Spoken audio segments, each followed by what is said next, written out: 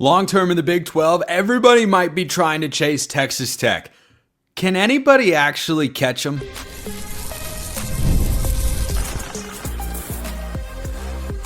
You are Locked On Cougs, your daily podcast on the Houston Cougars, part of the Locked On Podcast Network, your team every day. Welcome, everybody, to another episode of Locked On College Football. I'm your host, Spencer McLaughlin. Thank you so much for making this your first listen or your first view every day, part of the Locked On Podcast Network, your team every day, and your daily source to stay up to date with the biggest stories in this, the greatest, craziest sport on planet Earth. It's an all Big 12 kind of show, and we've got Jake Hatch of Locked On BYU, Parker Ainsworth, Locked On Coogs, and Richie Bradshaw of Locked On Sun Devils, and they're all brought to you by our friends over at Game Time. Download the Game Time app, create an account, use code LOCKEDONCollege for $20 off your first purchase. So, gentlemen, you may think whatever you like of my premise, but in a world in which everyone can spend up to $20.5 million now with the House settlement, assuming the courts say that's okay, and in a world where NIL is a big factor in college football, kind of feels to me like Texas Tech is positioned to not just ascend to the top of the conference, but to remain there and just have the ability to outspend everybody else, to out-recruit everybody else. But maybe, Jake Hatch, maybe BYU would have something to say about that. Maybe. You tell me. Okay, BYU would like to have something to say about it because they've been flush with cash for multiple years now, and all they've gotten is a bunch of blowback from other Big 12 squads about how much money they're throwing around. So, yeah, BYU would like to have a say in terms of maybe being near the top, if not at the top of the conference. But I'm genuinely curious, Spencer, to see what these new rules with this House settlement, how they really do impact NIL deals and the like, and if they really do have the teeth that certain people claim they have, that could knock BYU down a peg. I can acknowledge that.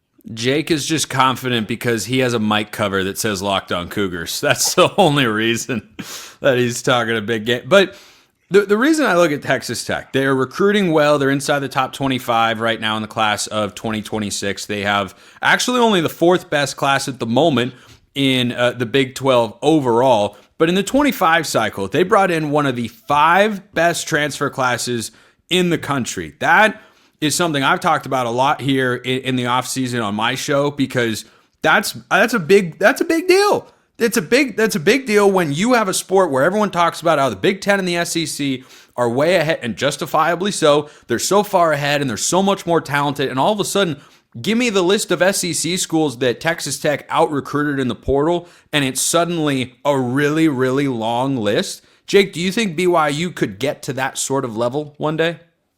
They'd like to. I know they have a bunch of boosters who want nothing more than to see BYU competing among the nation's elite. And if that takes spending money to do so, they're in it to win it. And that's the nice part, is they've got a bunch of boosters who are they have hundreds of millions of dollars, if not billions of dollars in the bank, much like the Texas Tech Brain Trust. And if they can really bring that to bear, as they already have shown in previous recruiting classes, they will absolutely have a shout for it.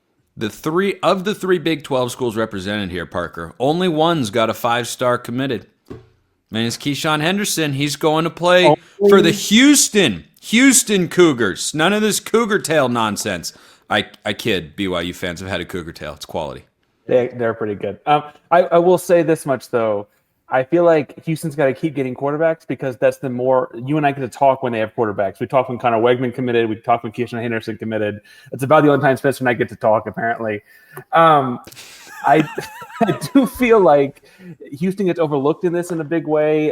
Keyshawn's doing a great job with their recruiting show right now, serving as a recruiter, not just as a quarterback, bringing in 4-star guys on visits, getting all the gushy, treating with pictures and props and retweets and all that kind of chaos behind the scenes too, and DMs. I feel like what's interesting about Houston, though, is they've basically drawn a 2-hour radius around the city, maybe 2.5, and said, hey, we're just trying to dominate this. And what's funny when you bring up SEC schools is they're also trying to get inside that 2.5-hour radius. Like, it's such a prime real estate for football, Wegman and Keyshawn included, that like people want what we've got. And he's just like, hey, let's just stay here and play with the city on our chest. We're all good, right? That's the big sales pitch. Obviously, NIL dollars do play some role. Obviously, house settlement dollars play some role too. But there's home cooking is home cooking. Playing for your hometown is playing for your hometown in a Power 4 conference. It's hard to beat all of that. Yeah, one of the reasons I highlight Tech as well as, hey, they can become a real power is look at the talent they've got in their backyard. They don't have to go that far to find elite college football talent. If suddenly they can pay with the best of the best, well then, hey, you can do that in the long run. So we've got a bunch of NIL booster money for BYU. We've got two 5-star quarterbacks, really. Wait till this weekend. BYU's got a 5-star coming on campus, and Ryder Lyons going to be a Cougar. I'm saying it right now. Jake's really confident. I'm not going to say any names. I want to give kids a chance to say their things online on their own, but I'm not going to say. Houston's doing very well. So Houston's got 5 stars. BYU's got all sorts of money. Might get Ryder Lyons, and ASU has Richie Bradshaw. And you know what? Let that be enough, right, Richie? Is that enough, though, Spencer? Is that enough? Well, I mean, that depends on what your expectations are for the sleeping giant that is Arizona State. I did not bring you three on to debate this by accident. This was not an accident by any stretch. All right, defending champ, let's go. Well, here in always sunny, 112-degree Phoenix, Arizona, the Valley, as we love to call it, there's a lot of talent all over the place. Arizona, as a state, has a lot of high school talent that trickles throughout the country. In fact, I was looking at this the other day. I was like, you know what? I would love to just see how many good football players have come out of Arizona high school over the last 20 years. And it's guys that I would have never connected with the state, like Bijan Robinson, one of the best running backs in football, kid from Tucson, Arizona. There's a lot of really good football players that come out of the state as a whole.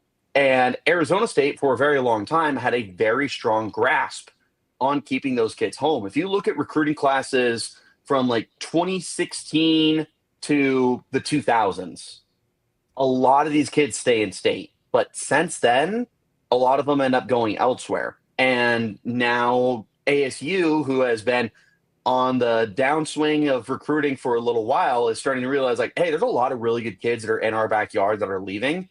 And we need to start changing that. And in comes Kenny Dillingham, who creates the hashtag Activate the Valley movement and wanting to keep the kids home. But then you're also still understanding, hey, Southern California is not that far from us, and Texas is a stone's throw away from us. So they're attacking all over the place to get better at recruiting, keeping guys home, bringing guys in. And ASU is just trending up. They attack the transfer portal well. They start winning football games, and now you're in a point where, hey, these kids are not just being told things are changing in Arizona. They're seeing that things are changing in Arizona.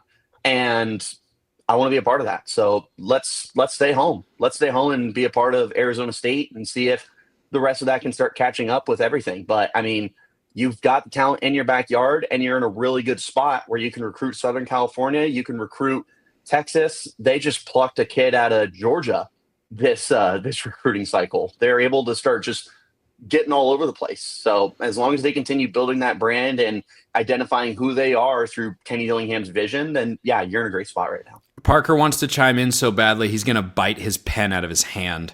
Well, and I debated saying this because I do have family in Lubbock that I'm planning on sleeping on a couch later this month. But I will say one advantage that we all have, everyone in this chat has, is that we live near Phoenix. We live near Salt Lake City. We live in Houston. None of that is Lubbock. And as someone who has family there, I can tell you right now, that's a win for everyone here. Whoa. It's a big, you talk about recruiting your backyard, but you can stand on one side of Lubbock and wave the other. Right now, yeah. Let's go to Chris in Lubbock.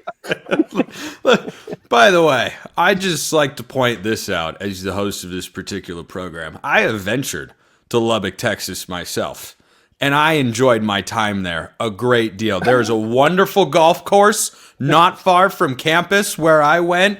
I was not far from Lubbock Christian University, a premier Division II school athletics-wise, and that Texas Tech golf course, one of my favorites. One of my favorites that I have played. So I'm going to ask all these guys a question that's going to make their blood boil to an extent, just to an extent. I'm not going to let it go overboard. I'm just kidding. Of course I am. First, this episode brought to you by Game Time. There's nothing like the NBA playoffs. The intensity, the buzzer beaters, the fan losing their minds. It's the kind of atmosphere you got to experience live. And this year's matchups are already delivering. I mean, Tyrese Halliburton has been incredible time and again. And if you want in, Game Time makes it fast and easy to get seats, even for the biggest playoff games. Prices on the app actually drop closer to tip-off. And with killer last-minute deals, panoramic seat views, which are awesome, no surprise fees, which is even better, Game Time is a total game changer. I've used Game Time multiple times myself. I've been to a sporting event, I've been to a comedy show, all sorts of stuff, and it works great. You get a great deal, it gets delivered to your phone, you know what to expect. That's why you check out Game Time. Take the guesswork out of buying tickets with Game Time. Download the Game Time app, create an account, use code LOCKEDONCollege for $20 off your first purchase. Terms apply. Again, create an account and redeem code LOCKEDONCOLLEGE for $20 off. Download the Game Time app today. Last minute tickets, lowest price guaranteed. All right, so which of you guys, BYU, Houston, and Arizona State, is the best position to have that sort of talent acquisition ascension that we saw from Texas Tech this offseason? Oh, look, Jake Hatch is already overconfident. What do you know? What do you know? Okay. Jake, go. Okay, here's how this is going to go. Each of you is going to have the opportunity, 2 minutes, unfiltered. Everybody else's mic will be muted. And you'll have the ability to make your case for your school, and then I will respond with why you're wrong. But yeah, you go ahead, Jake. You fire away. All right. So first off, here's the thing with Oh, I muted Jake on accident. I didn't mean to do that. he doesn't even want me to talk. You're not even talking here. No, here's the thing about BYU. I already talked about because they've got boosters who are very motivated and want to help BYU reach the pinnacle. They won that national championship in 1984, and there are multiple generations of Cougar fans since then who want to see BYU get back to that level. And with NIL the way it's been, BYU believes that they can bring the cash to really equalize the field. Now, the biggest thing for BYU is if you look at the 2026 recruiting rankings for 24/7 Sports, BYU may be ranked in the middle of the class in terms of just having 11 commits right now. But if you go by average ranking, the average rating from 24/7 Sports, BYU is the top Big 12 school with an average rating of 88.14, if my math is correct. So they are already ascending. They got 2 4-stars already committed in this class. They got 5-star talents like a Ryder Lyons coming to campus this weekend. They're going to boast more than 20 different prospects, multiple 4-stars, a 5-star, and high-level 3-stars this weekend on one recruiting visit alone. And the Cougars, they really think that they can make some noise coming off an 11-2 campaign last year. Yes, I know there's questions around Jake Gretzloff right now, and if they can follow up last year's success this year, that's TBD. But on the recruiting trail, they have absolutely done some impressive work in building, I think, is a sustainable model of Kalani Sitake saying, yeah, we've got NIL cash, but at the same time, if you're coming just for a check, this is not a program for you. It means more than just a payday to come and play for BYU football. You represent more than that. Come and have some pride, play for the letters on your chest, and let's go have some success along the way. What a pitch. What a pitch. That was really, really good, except for the part where you guys ever hear the term served on a silver platter? Have you ever heard that one before? Jake has brought a wonderful souffle on a silver platter and handed it to Parker because the average highest rated recruit per player in the Big 12 actually belongs to the Houston Cougars, who are just ahead of BYU at 88.86 compared to their 88.14, which is second. Ryder Lyons commits, and then we're flying right past that. Let's go. Yeah, well, that hasn't happened as we record this show, so for all intents and purposes, it hasn't happened at all. I'm literally. It sure has helped basketball, hasn't it, buddy? It has. Are you talking basketball? Wait, can we talk basketball? You want to do that right now? No. Football. Locked on College Football with Spencer McLaughlin. That's the show. I'm enjoying needling the Oregon side of Spencer McLaughlin with the Ryder Lions. I don't know of this Oregon side. I am neutral arbiter of all things college football. I always have been. Oh, look, my Final Four zip up. Can you see that? Is that showing up well? Oh, sorry. No, actually, it's not. Not on this show. You could have told me that was a knockoff brand from a foreign country of anything, and I would have believed you. But anyways, I think Shade wants to talk to you about that, though, bud. So anyway, Parker, the floor will be yours now, and I'll mute the correct mics this time so you can make the pitch why Houston is best poised to be the best recruiting school in the Big 12. Yeah, I think it's simple. You got Willie Fritz has always pitched development. He's got the system from Tulane and prior where he gets guys and can have a track where he says, like, look, I can take you and turn you into that. I can take you as a 5'9" running back and make you Tajay Spears. I can make you as a quarterback that people don't think can play quarterback, Keyshawn Henderson, and make you an all-conference, all-American, future pro like Michael Bishop, who he had at Blinn here in college, right? He has all of that. He has all the guys in his backyard, as I said in the first segment. I also feel like, as you mentioned, he's got the best position in sports right now. It's the most important position in sports locked down.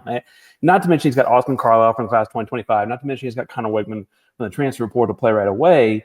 He's got the best quarterback in the state of Texas, which I don't know if you guys have heard. It's a pretty good high school football state, locked up, ready to go. This is currently a numbers game, right? They just don't have many recruits. Keyshawn just canceled the rest of his visits last week. This is a very present tense conversation in July once these guys come through. They've already got at least 4 4-star wide receivers scheduling visits since Keyshawn canceled his other visits to come to campus. Like, they want to play with the guy. His energy's electric. The raccoon skin cap, if you haven't seen it yet, is like, it's just very like singular focus. Like, look at this like blossoming like flower light kind of guy. Like, it's very focused at the center point of it. It's all coming together at once. It's happening much faster than it did at Tulane. And we're operating with like Fertitta money and stuff like that. But we've also seen like in 2015-16 H-Town takeover when they beat Florida State in the Peach Bowl. Once this thing gets rolling, it takes a lot to make it stop. It did stop, but once it gets rolling, it can really start rolling again. That team, again, they lost 1 game in 2 years. This is not a crazy concept. Not bad. Not bad. I don't know that I've been, swooned over properly by either of our first 2 pitches to this point, which leaves the door open for you, Richie, because unlike Keyshawn Henderson, I'm not shutting down my recruitment here. I'm very much open. I'm taking visits. I'm not verbally committed anywhere, and I'm going to a variety of schools. So now we'll and by the way, Richie, if I could just give a piece of friendly advice, because I consider you a friend and a colleague. I don't know if it's selling a city to point out it's 112 degrees. Well, let me ask you this. Do you like the cold weather? Can we define cold? Do you like shoveling snow? Well, I don't like. I don't. You're never shoveling snow down here in Phoenix, Arizona. But that in and of itself is a stronger pitch than getting specific to the degrees, because 112. It's part of the year. Rest of the year, you're feeling pretty good outside. A lot of pretty golf courses. Just go to the mountains for training camp. It's that hot in the valley. Come on now, brother. Yeah. You will trade a few hot months of the year for great weather the rest of the year. But I'll tell you what. You want to know why you come to Arizona State? Okay, you go ahead and tell us. Yeah, that'd be great if Jake and Parker didn't want to talk perfect off. That's what that mute button's for, baby. If you want to come to Arizona State, there's a few things going for you that we can talk about. We can talk about athletics. We can talk about how beautiful the area is, that you got a short drive to Rocky Top, a short drive to California, to Las Vegas. You can go up to Flagstaff for snow, whatever you want to do. But if you want to talk about the football program, I think it starts and ends with this. Yeah, Kenny Dillingham, one of the youngest coaches in sports, period, just took a 3-win Sun Devils team in his first year there to Big 12 champions, first year in the Big 12 conference. And he did it not with a ton of money, but with a very simple pitch of, hey, do you want to be a part of something? Because we got something going on here. They have a motto that they have. They say something to the extent of, have the most fun working harder than anybody else in the country. And they don't pitch you with Rolexes and $100,000 sports vehicles and stuff like that. They tell you what it is. Hey, you're going to come here. You're going to have to work your you-know-what off. Like, there's nothing that's given to you. Jaden Rashada, 4-star quarterback. If you get beat out by unranked Trenton Bourget, then you get beat out by unranked Trenton Bourget. We're not here trying to build this program based off of the names and the highlights and stuff like that. But now that stuff is starting to come this way because the kids that are those blue chip caliber guys. See how quickly Arizona State turned around and they go, I want to be a part of that. So suddenly a coaching staff that's recruiting you not to be your best friend, but they're recruiting you to say, hey, we're going to get you in the best situation to prolong your career after this. That's a pretty good catch. Sam Levitt this past month had a little charity event. And some people were asking him, like, hey, you could have entered the transfer portal. Why didn't you? And he said, what's a few $100,000 when you can stay at a program that's getting you ready for the next level? I don't know about you guys. I've never heard a 20-year-old kid say, what's a few $100,000? Like, grand scheme of things, yeah, that's not a big amount of money to an NFL quarterback. But for 30-year-old Richie Bradshaw, what's a few $100,000? Let me tell you, Sam, what a few $100,000 is. That's a lot of bills. That's a lot of groceries. But that's where you've got these kids feeling about ASU right now is, yeah, the money's coming and everything. Everything is starting to culminate there. But right now they're selling this team based off of the prestige of what they can be and how quickly they're getting there. And it's in the ear of these kids.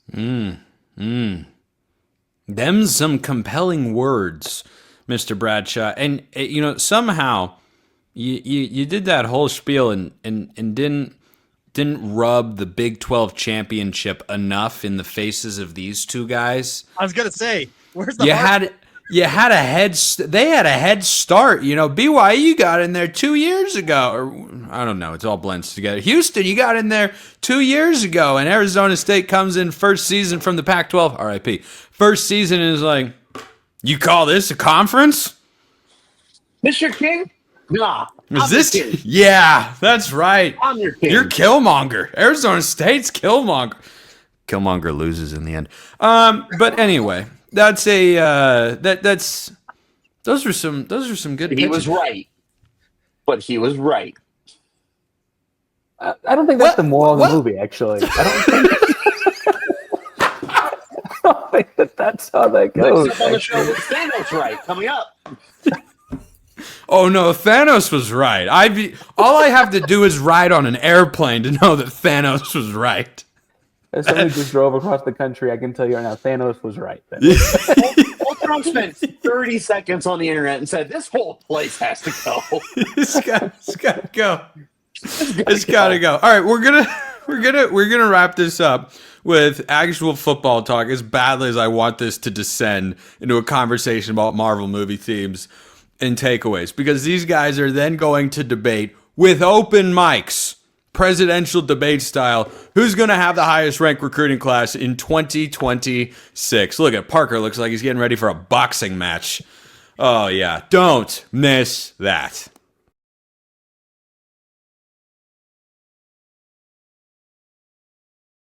All right, gloves off, mics on.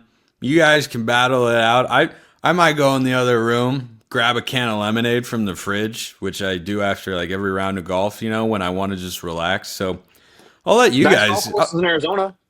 What's that? Nice golf courses out here in Arizona. I have to, as someone who resides for 8 months out of the year in the great state of Utah, I do have to point out there's a lot of great golf in Utah. Parker, Texas is probably third with golf. I'm sorry, but I don't know how big of a concern that is for college football players. So 2026 recruiting right now in the Big 12, Kansas is number one. They've been there for quite a while, I will point out. We're all sleeping on what Lance Leipold is doing. Then it's ASU, Iowa State, Texas Tech, West Virginia, Oklahoma State, UCF, Kansas State. Sorry, I'm out of breath. I haven't gotten to Jake and Parker schools yet. And then BYU, TCU, and Houston. So good news for the Cougs of both varieties. You guys are just outside the top half of a 16-team conference. So that's got to feel great right now. But who's finishing with the highest ranked recruiting class in 2026 in the Big 12? Before we all go for each other's throats, I just want to say that it's really cool that the three new kids on the block of the Big 12 are running this conference. So gentlemen, cheers to us, the kings of the new Big 12. Okay, now ignite the red wedding already. let me know when you guys are ready to start contending with the top dog. As Dr. Dre once famously said, You got to jump and swing up to hit me in the knees. Oh, okay. I like that. Here's the thing.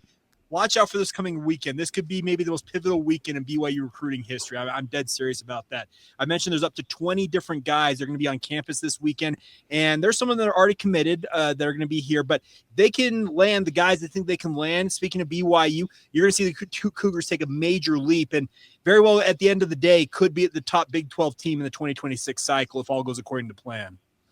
Yeah, I want to piggyback on that too and say Houston's having a pretty strong last 10 days or so. It's been a week since Keyshawn fully committed and declined his other visits.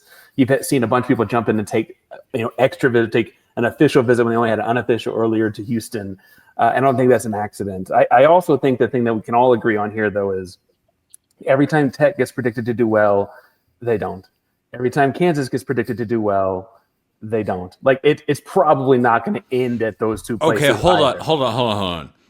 The Tech thing, I hear you. I'm going to jump on the train anyway. I've already gotten aboard. I can't get off of it. So it's a runaway train. The Kansas thing, you say every time they've predicted to do. Yeah, all three. Predicted to. Yeah, three? What three? Three. It's one. There's one. There's one time where they were predicted. I'm not talking about actually doing well. I'm talking going into the season, people like me or whoever said, oh, Kansas will be good this year. But, okay, here's the thing. Yeah. To your point, Richie right below me, they were picked 16th in the preseason poll. They went from last to first last year. BYU, I haven't heard that. You hadn't heard that? Okay, well, congratulations. No, you can tell me again, though. Well, here's the thing. Man, I love that. BYU was 14th and tied for the regular season crown. They had the same record. Obviously, they lost out on the tiebreaker for the Big 12 title game. And BYU went 14th to near the top of the Big 12. And these are two programs that last year the thought was, okay, if they go 6-6, life's great probably for both of these programs. Guess what? They're both being talked about as college football playoff contenders. Obviously, Richie and the Sun Devils went last year and came within a whisker, it felt like, of knocking off Texas. I think it would completely change the conversation about certain things, but that's beside the point. The bigger point is these are two programs, and Parker, I think, has got a very good case. The fact that they've got a 5-star quarterback already committed that BYU hopes to have after this weekend. The thing is, these three conferences, or these three programs in this conference, we have aspirations of really running this ship, and there's a decent chance that any one of the three here could end up on top. Jake, that was really good pronunciation of the word ship. Yeah, really. Yeah, Parker and I are in the same. We can switch it. No, that was slight ship. That was clean. That was clean. That was good. Right my primary school teacher, Mrs. O'Toole, taught us that when we were speaking to slow down and enunciate. Yeah. Enunciate. Any relation to commenters? Wait, what'd you say, Richie? Nothing. No, go ahead, Parker, please. Well, I said you sound like my commenters. I was trying to go for the self-deprecation there. I would also point out that as far as making Houston's case for this, if any one of us were to just come in second in our respective state in recruiting, I think Houston wins the Big 12 in recruiting battle right away. If you just said second in Utah don't count for BYU. It's number one or nothing. But that's what I'm saying though. Is that's what you're looking at. And NAU doesn't recruit. But that's what I'm saying here is it's a very different contest and competition. Like the way Houston's looking at this is Willie Fritz is not getting on a plane to recruit. If he's got to get on a plane to come get you, you're not getting talked to. And he's still getting these 5- and 4-star kids because that's what we're working with in our backyard. I think that at some point you hear quotes from kids. Richie talked about the quotes from different people, and Sam Levitt turned down money. You're kind of hearing people on the Houston side of things saying, listen, if we're just in the ballpark of the same dollar amount, there's some value in just representing where I'm from for something in the same ballpark. And getting to that ballpark is proving a lot easier than trying to beat them out, I think. Well, and Parker, to your point, for the BYU, it's more about the representation of the Church of Jesus Christ of Latter-day Saints. There are guys who want to represent that church. They may not be from Utah, but they have affiliation with that faith, and they want to represent that faith, kind of what you're talking about, representing Houston in your hometown. Yeah, there's guys who want to put on for the state of Utah, obviously, but BYU stands for a little bit more because it's a church-affiliated institution. A guy like Ryder Lyons, Folsom, California, has no clear tie to Provo, Utah, outside the fact that Ryder is a member of the church and wants to potentially represent the church. Richie, would And you it matters. like to make like John Denver and take me home? I'm not gonna lie, I wasn't ready for that. So.